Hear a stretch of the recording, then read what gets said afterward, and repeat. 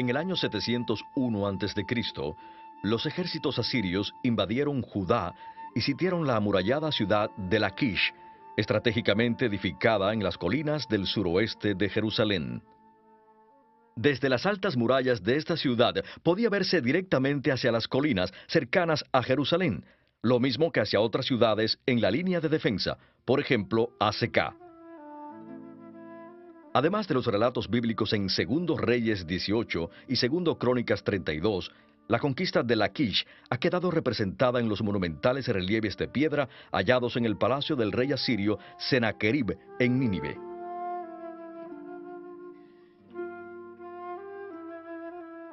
Los atacantes asirios construyeron rampas hacia las murallas para así poder acercar sus arietes.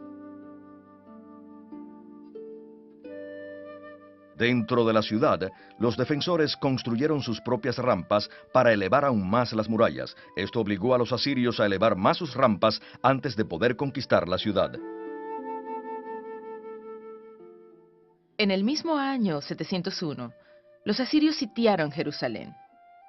El rey Ezequías de Judá no pudo resistir el asalto y aceptó pagar un alto tributo a Asiria. Solo entonces el ejército invasor se alejó de Judá. Más tarde la ciudad de Laquis fue reconstruida por el rey Josías, pero en escala más reducida. Sin embargo, en el año 597 el país fue nuevamente invadido, esta vez por los babilonios, y Laquis volvió a ser destruida. En las puertas de la ciudad, los arqueólogos hallaron las famosas cartas de Laquis. Estas son los remanentes de la correspondencia entre el comandante de la ciudad de Laquis y un puesto de avanzada de Judá en el momento de la invasión babilónica. Según el ejército del rey Nabucodonosor avanzaba hacia Laquis, el comandante del puesto escribía: «Estamos atentos a las señales de Laquis, conforme a todas las indicaciones que usted nos dio, pero no podemos ver la señal de fuego de Azeca». Por Jeremías 34:7 sabemos que Azeca y Laquis fueron las últimas ciudades en caer en manos de los babilonios antes de que estos sitiaran Jerusalén.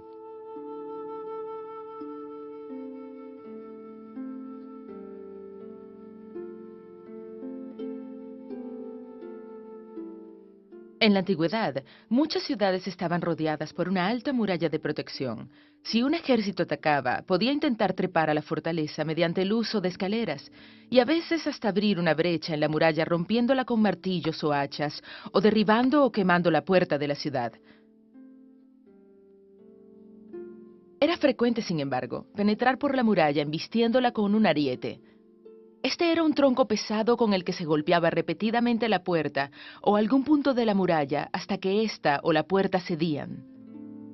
Para impedir que este pesado equipo fuera acercado a las murallas, no era raro que las ciudades se construyeran en lo alto de una escarpada cuesta. Eso obligaba a los atacantes a construir una rampa que les permitiera llevar su equipo de asalto hasta las murallas. Por lo general, entrar desde abajo implicaba el largo proceso de cavar un túnel por debajo de la muralla. Sin embargo, a veces podía utilizarse un túnel ya existente, como el canal que conectaba a la ciudad con su abastecimiento de agua. Según 2 Samuel 5:8, un canal de agua le permitió a Joab, general de David, capturar Jerusalén. Los defensores de una ciudad podían ser ingeniosos en cuanto a cómo neutralizar los esfuerzos de los atacantes. Empujaban las escaleras desde arriba, construían segundas murallas detrás de las primeras y lanzaban grandes piedras y fuego sobre los atacantes que se acercaban a la muralla. Para proteger a los soldados que trabajaban cerca de la muralla, el ejército atacante construía una especie de escudo protector que cubría a los soldados. Este dispositivo lo menciona el profeta Nahum cuando dice: «Se apresuran hacia la muralla y se prepara el parapeto».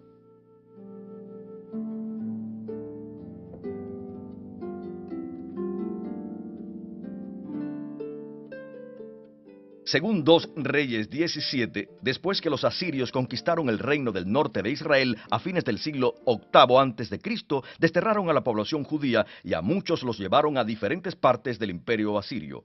A la vez, los asirios trajeron una mezcla de pueblos de otros países conquistados. Los judíos nunca los consideraron como parte de la nación de Israel, y como fueron establecidos en la región cuya ciudad capital era Samaria, en algunos textos antiguos se les conoce como samaritanos. La ciudad de Samaria estaba en una colina cerca de los montes Gerizim y Ebal.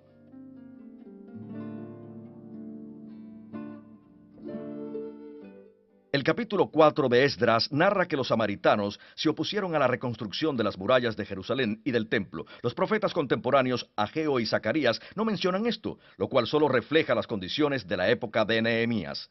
Es posible que los samaritanos hayan construido su templo durante el siglo IV antes de Cristo, aunque no se han hallado restos. Algunas fuentes hablan de su destrucción en el 128 antes de Cristo. En los días del Nuevo Testamento no había ningún templo en el monte Gerizim. Los samaritanos eran menospreciados por los judíos y había poco contacto entre estos dos pueblos. Hasta el día de hoy, algunos pocos samaritanos han sobrevivido en dos áreas de Israel. Mantienen muchas de sus costumbres ancestrales y han preservado su propio texto antiguo de los 5 libros de Moisés.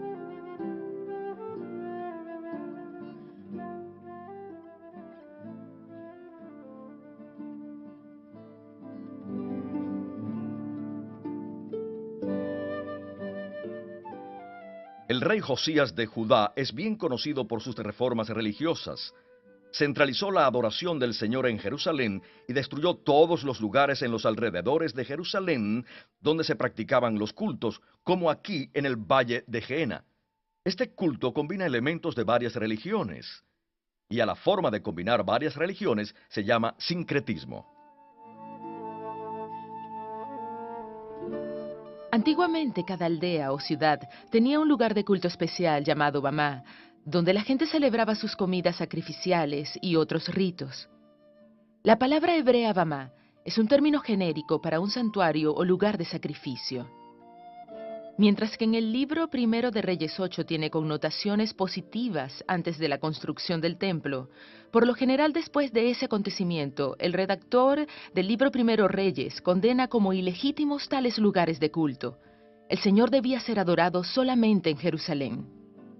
El rey Josías mandó a reparar el templo. Mientras se reparaba, encontraron un pergamino que el texto de Segundo Reyes llama el libro de la ley. Muchos eruditos creen que este rollo contenía la mayor parte del libro de Deuteronomio. Josías lo hizo público al ordenar su lectura en voz alta ante una asamblea de hombres de Judá e Israel. El rollo proclamaba que el Señor había elegido un lugar donde residiría y donde recibiría los sacrificios. Después de este dramático descubrimiento, Josías reformó la religión de Israel de acuerdo con las leyes escritas en este libro del pacto. Después de la caída del imperio asirio, pasó algún tiempo antes de que los babilonios establecieran su autoridad en Siria, Fenicia y Canaán. Los egipcios aprovecharon la situación e intentaron reafirmar su propia influencia en esas áreas. En el 609 a.C., el rey egipcio Necao vino de Egipto con un gran ejército. Deseaba establecer su dominio en el norte de Israel. Pidió al rey Josías de Judá permiso para pasar por Judá e Israel, pero Josías se opuso y salió contra él con su pequeño ejército. Fue un error fatal. El ejército de Judá fue derrotado en Megido. Josías mismo fue herido en la batalla y murió más tarde en Jerusalén. El profeta Jeremías había apoyado al rey Josías con su reforma religiosa y le había aconsejado no aliarse con Egipto en contra de Babilonia. Jeremías trató de dar el mismo consejo después al rey Sedequías.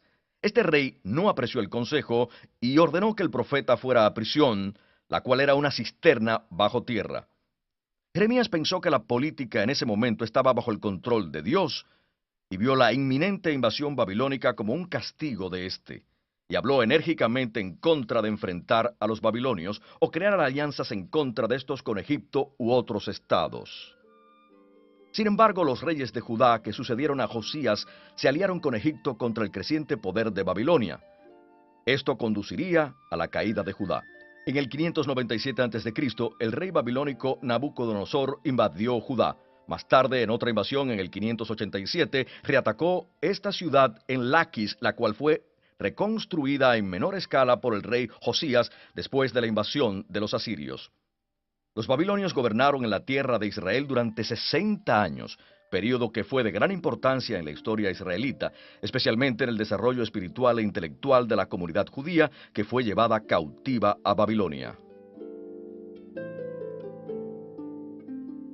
La ciudad de Babilonia era muy grande y hermosa. Su sigurat principal, o Torre de Babel, La muralla de la ciudad y el palacio de Nabucodonosor se volvieron legendarias. Era una ciudad llena de templos dedicados a los grandes dioses de los babilonios. Entre ellos, los más importantes eran Shamash, dios del sol; Sin, la diosa de la luna; Ishtar, la diosa del amor y de la fertilidad, también conocida como la reina del cielo; Adad, dios de las tormentas, la lluvia y la guerra; y Marduk, el dios nacional protector de la ciudad y del rey.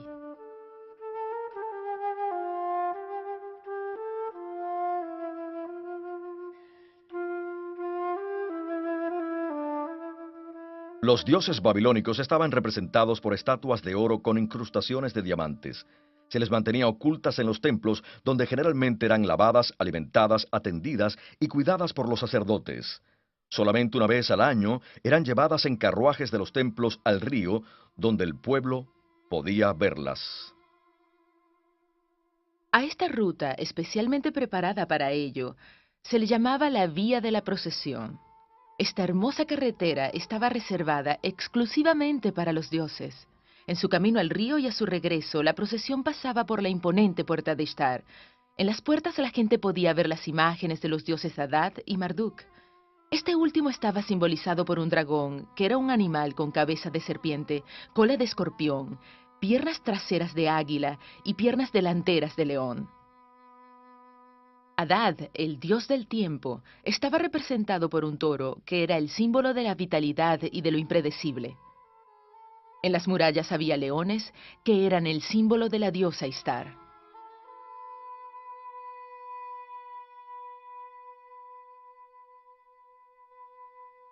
En el capítulo 40 de Isaías, que la mayoría de los eruditos considera que fue escrito en un contexto babilonio, encontramos las palabras de un profeta desconocido al que a veces se llama Segundo Isaías. Preparen al Señor un camino en el desierto, tracen para nuestro Dios una calzada recta en la región estéril. Entonces mostrará el Señor su gloria y todos los hombres juntos la verán. El Dios de Israel viajará por un camino preparado especialmente para él, y todos lo verán. Este camino se volverá también una senda a través del desierto, para que los exiliados vuelvan de Babilonia a Jerusalén, su patria. La vía de la procesión en Babilonia habrá servido de escenario para esta visión. Para el profeta, la gloria de Dios no se revelaría en ostentosas imágenes de oro, sino en la liberación y retorno de los exiliados judíos. Otro profeta que vivió entre los cautivos judíos en Babilonia fue Ezequiel. Este pronunció sus profecías en los años del cautiverio. En una de ellas anunció que un templo ideal se construiría un día reemplazando el que los babilonios destruyeron. Una visión llevó a Ezequiel a Jerusalén, y allí observó un hombre que con una vara tomaba las medidas del nuevo templo. Esta que estoy usando se acerca a la medida de la que usaban en la visión de Ezequiel.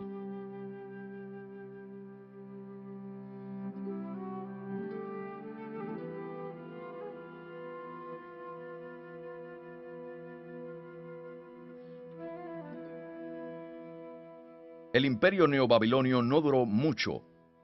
Babilonia cayó de repente en el año 539, tal vez como resultado de la colaboración entre algunos de la élite babilónica con el enemigo persa. Ciro, rey de Persa, entró en Babilonia el 30 de octubre de ese año. Muchos lo vieron como un libertador. En el libro de Isaías se le llama el ungido del Señor, o sea, el instrumento divino para la liberación de los cautivos. Ciro adoraba a Ahura Mazda como su dios supremo y protector personal. Este dios no se menciona en la Biblia. En muchas estatuas y relieves de reyes persas, aparece sobre la cabeza del rey un disco solar con alas, cabeza humana y garras de pájaro. Muchos eruditos concuerdan en que este emblema es una representación de Ahura Mazda. Después de conquistar el imperio neobabilonio, Ciro derrotó a Creso, rey de Lidia en el Asia Menor, y despojó a ese reino de todos sus legendarios tesoros. Cuando Ciro murió, su imperio abarcaba el área que es hoy Irán, Mesopotamia, Fenicia, la tierra de Israel, y toda el Asia Menor, con sus prósperas ciudades griegas como Éfeso y Mileto. Ciro fue enterrado en Pasargada, la tierra de su clan, los Aqueménidas. Hacia el año 525, Cambises, hijo de Ciro, había tomado el control de todo el fértil creciente y su vasto imperio lo había extendido desde Etiopía, toda esta área hasta el río Indo, en los linderos de la actual India. El mundo nunca había visto un imperio tan grande, más grande que los anteriores de los asirios y de los babilonios. Los persas mantuvieron su dominio por casi 200 años. La mayor parte del año el rey persa residía en la ciudad de Susa, donde se desarrolla la historia de Esther. Durante el verano, el rey escapaba del extremo calor de Susa y vivía en la ciudad de Ecbatana, en los Montes Sagros, 600 kilómetros al noreste de Susa. Según una tradición tardía, Esther y Mardoqueo fueron enterrados en Ecbatana. Actualmente la moderna ciudad de Hamadán cubre el sitio de esta ancestral ciudad. Ecbatana era la antigua capital de los medos, tribu relacionada con los persas. Durante los últimos años del imperio neobabilonio, los persas habían llegado a ser una nación poderosa. La madre de Ciro el Grande era la hija de uno de los reyes medos. Ciro había convertido a medos y persas en una poderosa federación. En sus orígenes, los medos y los persas eran nómadas. Durante los meses de invierno vivían con sus ovejas y ganados en las regiones más bajas, mientras que en verano se trasladaban con sus rebaños a las montañas. La región en torno de la ciudad de Susa era habitada por los elamitas durante el segundo milenio antes de Cristo. La cultura de los elamitas era semejante a las culturas de Mesopotamia. El Sigurat, cercano a Susa, actualmente en restauración, es un testimonio de la antigua estirpe elamita. Los arqueólogos aún están desenterrando esta antigua cultura. Los elamitas también fueron parte de la Federación Persa y junto con los medos formaron la espina dorsal de la poderosa estructura persa. Los reyes persas acostumbraban erigir enormes estatuas de sí mismos como símbolo de su esplendor y poder. El libro de Daniel nos cuenta que el rey Darío II ordenaba a sus súbditos adorar tal estatua. Cuando Daniel se negó, fue lanzado a un foso donde había leones. A menudo los reyes persas mantenían un parque zoológico privado. La guarida de los leones pudo haber estado aquí, en algún lugar cercano al palacio.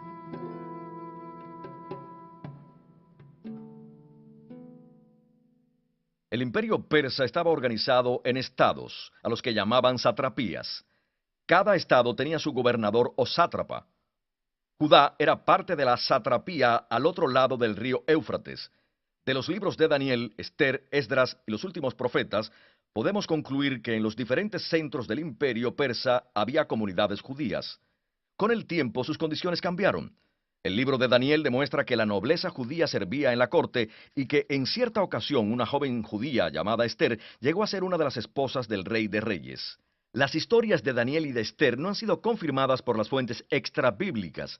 Sin embargo, sabemos que los soberanos orientales tenían como política que los nobles de los pueblos del imperio debían servir en la corte del rey.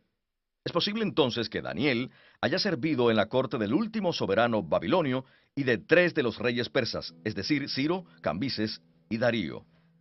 Darío el Grande construyó Persépolis, un nuevo complejo palaciego en el corazón de Persia. Allí concentró todos los tesoros que los ejércitos persas habían capturado en Mesopotamia, Egipto, Fenicia y el Asia Menor. La ciudad de Persépolis era realmente la bóveda donde se guardaba el tesoro del mundo de esos días. Su lujo y su belleza eran proverbiales.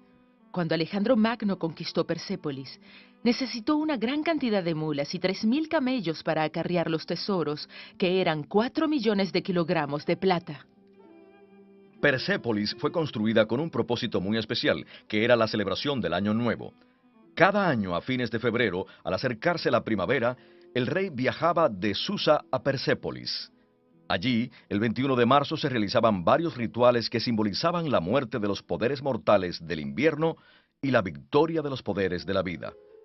Los astrónomos indicaban con gran precisión cuándo el rey debía realizar los ritos del Año Nuevo. Hallamos en los salones de audiencia del palacio muchos relieves que muestran a un león que representa la primavera matando a un toro que representa al invierno. Durante el festival de Año Nuevo, todas las naciones sujetas al imperio persa enviaban al rey grandes regalos y otras muestras de lealtad. En los muros de los salones de audiencia se ve representada gente de diversas culturas y razas. desde los indios cercanos al río Indo hasta los etíopes de África. Cada nación puede reconocerse por su ropa y sus peinados.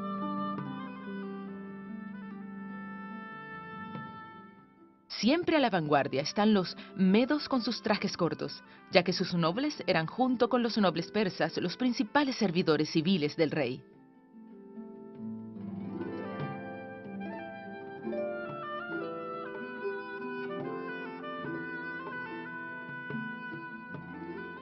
Los persas no enterraban a sus muertos, sino que exponían sus cadáveres sobre las rocas, donde eran devorados por los pájaros. Los huesos que quedaban eran recogidos y colocados en tumbas de piedra. No lejos de Persépolis encontramos las tumbas de piedra de 4 reyes persas que se cree son los de Darío I, Darío II el Grande, Jerjes y Artajerjes. Jerjes, a quien la Biblia hebrea llama Asuero, reinó durante los años del 485 al 465 a.C. Fue el rey que se casó con Esther, y la historia lo conoce como el rey persa que inició la guerra con las ciudades-estado griegas y como el que saqueó a la famosa Acrópolis de Atenas. Pero terminó siendo derrotado por los griegos.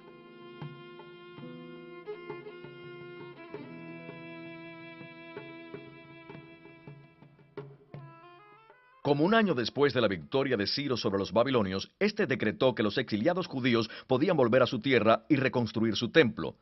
También se les permitió llevarse los objetos sagrados que los babilonios se habían llevado de Jerusalén. Pero la reconstrucción del templo se demoró. Los profetas Ageo y Zacarías exhortaron a la gente y a sus líderes a que terminaran las obras, pero estas fueron terminadas en el año 515 por Zorobabel. Este había traído de regreso del exilio al grupo más grande unos 5 años antes. El templo reconstruido no era muy grande ni muy impresionante. Los acontecimientos más importantes en la siguiente etapa de Israel giran en torno a las actividades de Esdras y Nehemías. Ellos fueron muy activos en la última mitad del siglo V, aunque no es muy precisa la relación cronológica entre estos dos hombres. A Esdras el rey persa le permitió administrar la ley de Dios y educar a los judíos según esta ley. Además, condujo de regreso a la tierra a un tercer grupo más pequeño de exiliados. Esdras emprendió una vasta reforma social que incluía la condena de uniones mixtas entre hombres judíos y mujeres no judías.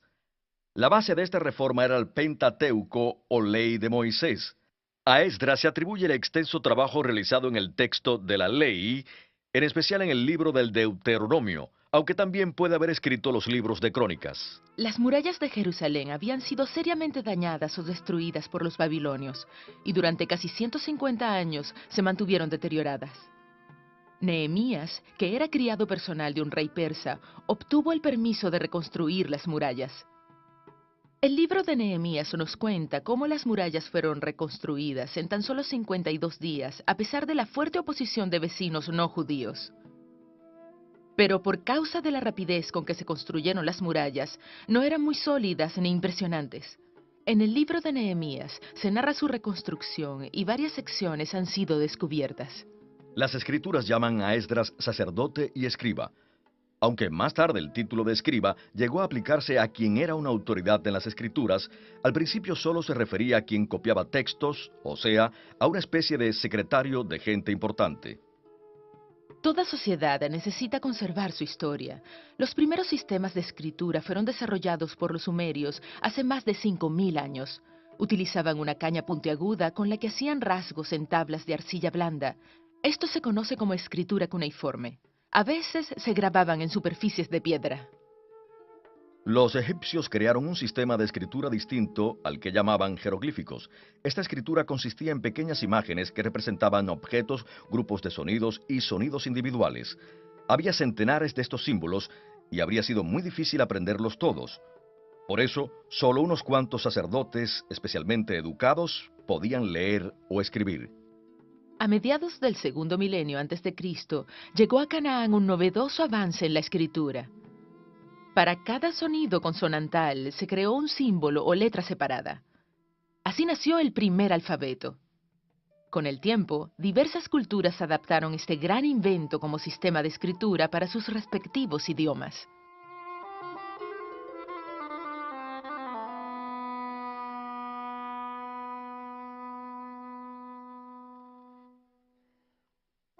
Dos materiales principales se usaban para hacer documentos, el papel y el pergamino.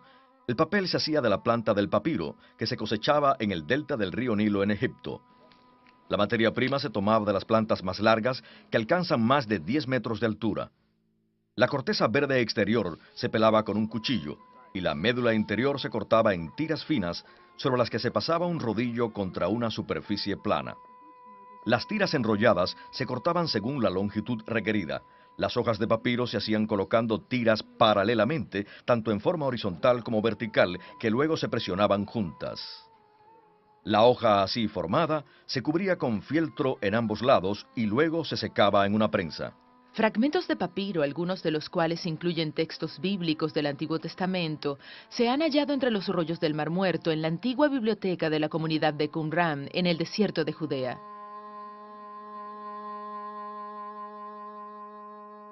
Centenares de fragmentos de papiro que provienen de copias del Nuevo Testamento también han sobrevivido. Algunos de ellos datan del segundo siglo después de Cristo. La palabra Biblia proviene del nombre de Biblos, ciudad portuaria de Fenicia que era famosa por la exportación del papiro. El pergamino estaba hecho de piel preparada de manera especial, a la que se le quitaba el pelo del animal y se estiraba hasta dejarla muy delgada. Luego se alisaba con cal para hacerla muy flexible y duradera. Los rollos de pergamino eran más resistentes y duraban más que el papiro. Los rollos del Mar Muerto evidencian de primera mano la técnica ancestral en cuanto a la preparación y la escritura en pergamino. La mayoría de los rollos que se han encontrado en Qumran, incluyendo el rollo completo de Isaías, que data del primer siglo antes de Cristo, eran de pergamino. Los rollos eran largas tiras que se hacían uniendo hojas de papiro o de pergamino. Un rollo desenrollado podía llegar a medir hasta 10 metros de largo. Esta tira se enrollaba por uno de sus extremos o por ambos hasta formar uno o dos cilindros. En los extremos solían pegarse unos palos para facilitar el enrollarlos. Normalmente los amanuenses escribían solo en un lado del rollo, aunque Ezequiel 2:10 habla de un rollo escrito por ambos lados que contenía palabras de lamento, duelo y pesar. El códice o libro encuadernado con páginas individuales vino a usarse en el siglo I antes de Cristo, y su uso se generalizó uno o dos siglos después. Así que los libros del Antiguo Testamento, los deuterocanónicos y tal vez el Nuevo Testamento eran rollos, no cuadernos. Si una carta o documento debía enviarse a alguna parte, primero se ataba bien y luego se sellaba con un sello de arcilla o de cera derretida. Sobre la cera o arcilla aún blanda, el remitente estampaba su sello, que podía ser un anillo o un dispositivo especial. En cuanto la arcilla o la cera se endurecía, un mensajero se llevaba el rollo. Antes de que el documento pudiera ser leído, tenía que romperse el sello. Para escribir en un rollo normalmente se usaba una pluma hecha de caña. Uno de sus extremos era partido para formar una plumilla y permitir que retuviera más tinta. Ese extremo de la pluma se sumergía en agua y luego se frotaba sobre tinta seca. Esto producía una pequeña cantidad de tinta líquida en el extremo de la pluma con la que se escribían algunas letras antes de repetir el proceso. El capítulo 9 de Ezequiel menciona un estuche de escriba para llevar varias plumas y un trozo de tinta seca. Para textos breves y transitorios, se usaba una tabla plana normalmente de madera. Por un lado, tenía una capa delgada de cera. Eso permitía usar un palillo o aguja para trazar marcas y letras sobre la capa de cera. Para volver a usar la tabla, solo se alisaba la cera. Aunque la mayoría de las referencias al Antiguo Testamento son de carácter figurado, tal vez algunos pasajes se refieran a tablas de arcilla, de metal o de piedra.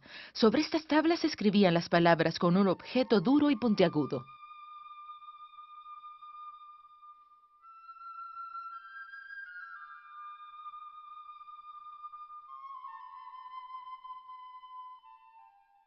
Durante varios siglos, los persas habían trabado combate con los griegos en guerras ocasionales, y aunque a veces algunos de los lados en conflicto lograba avanzar en territorio enemigo, la mayoría de estas guerras tuvo lugar en el Asia Menor, en un área extensa situada entre las dos naciones.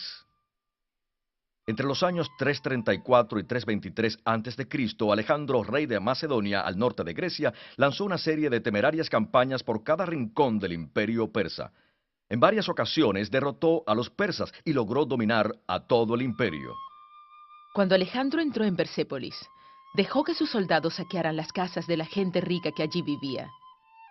Aunque lo hizo en represalia del saqueo anterior de los persas en la Acrópolis de Atenas, era la primera vez en su larga campaña que Alejandro permitía tal pillaje.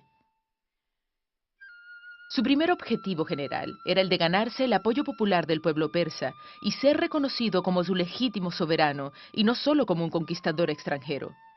Mientras Alejandro estaba en Persépolis, se produjo un incendio que destruyó el magnífico palacio privado de los reyes persas. Todavía discuten los historiadores si el fuego fue el resultado de una acción deliberada o si fue un accidente.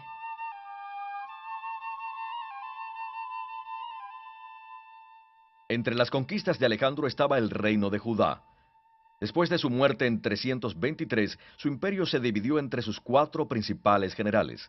Al principio el reino de Judá estuvo bajo el control de los Ptolomeos de Egipto. A comienzos del siglo III a.C., los ejércitos seleucidas de Siria derrotaron a los Ptolomeos en Paneión, al norte de Israel, y tomaron el control de Judá. El capítulo 11 del libro de Daniel habla de muchos de los acontecimientos en torno a este periodo. La conquista de Alejandro no fue solo militar, sino también cultural. Sus soldados fundaron ciudades en las áreas conquistadas. Estas ciudades divulgaron la cultura griega que Alejandro tanto amaba, la cual llegó a todo su imperio. Esto jugó un papel muy importante en el proceso conocido como helenismo, que proviene del nombre griego Helas. Una de las consecuencias más significativas de la extensión cultural helenística fue el reemplazo del arameo por el griego koiné como lengua de comunicación comercial e internacional. El griego koiné es la lengua en la que se escribió el Nuevo Testamento. En el Nuevo Testamento se mencionan varias veces las ciudades de Decápolis, las cuales eran ciudades helenísticas. Gerasa era una de las ciudades de Decápolis. Eran 10 ciudades romanas que compartían la cultura helenística. La mayoría estaba al este del río Jordán. 2 estaban más al norte de Siria y otra en Israel al occidente del Jordán. En los evangelios se dice que Jesús visitó las ciudades de Decápolis.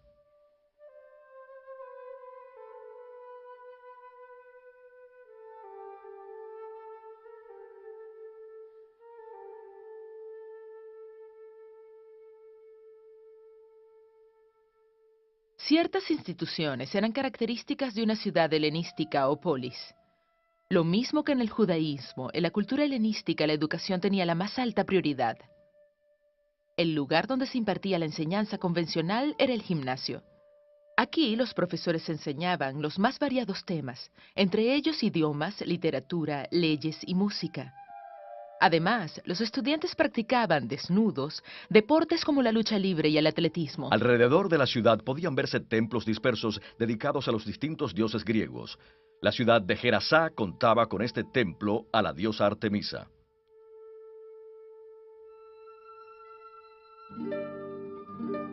El hipódromo era una gran estructura abierta de forma ovalada.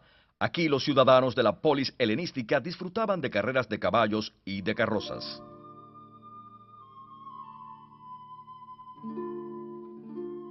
El teatro era una popular institución helenística que no se introdujo en Palestina hasta el período romano. Algunos teatros eran grandes. Este, en la ciudad de Excitópolis, podía acomodar cerca de 7.000 personas. Hay en el Nuevo Testamento varias palabras que reflejan el vocabulario del teatro. Una de ellas es la palabra hipocrités, con frecuencia transliterada como hipócrita. Esta palabra se aplicaba a un actor en el escenario.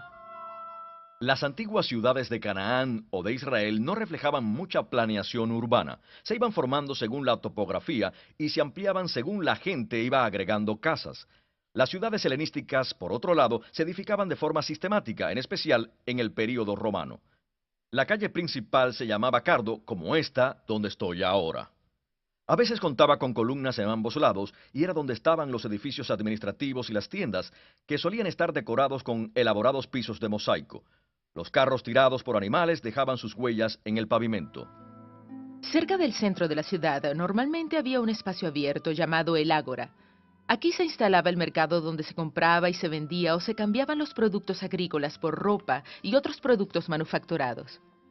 También podían celebrarse aquí las reuniones públicas de los ciudadanos y a veces los profesores usaban el área techada que rodeaba este espacio conocido como estoa para impartir sus enseñanzas. En el año 168 a.C., el rey Seleucida Antíoco IV oficializó un intento por suprimir ciertas prácticas judías, como lo había hecho con otras religiones locales. Encabezados por la familia sacerdotal, los judíos se rebelaron. Este hecho, que se conoce como la rebelión macabea, se narra en los libros deuterocanónicos de los macabeos y parcialmente en el capítulo 11 de Daniel. La rebelión tuvo éxito y durante casi 100 años los judíos tuvieron el control del país. El siglo II a.C. fue testigo del nacimiento de varios movimientos sectarios en el judaísmo, entre ellos el de los saduceos, los fariseos y los esenios. Hacia finales del siglo II, los judíos ampliaron su territorio con la conquista de Samaria y luego de Idumea, conocida como Edom, donde obligaron a los habitantes a abrazar el judaísmo. El rey Herodes el Grande era descendiente de estos idumeos conversos. Los judíos gobernaron el país hasta el año 63, cuando los romanos se establecieron en la región. Judea fue agregada a la provincia romana de Siria, y así llegó a su fin un siglo de soberanía judía.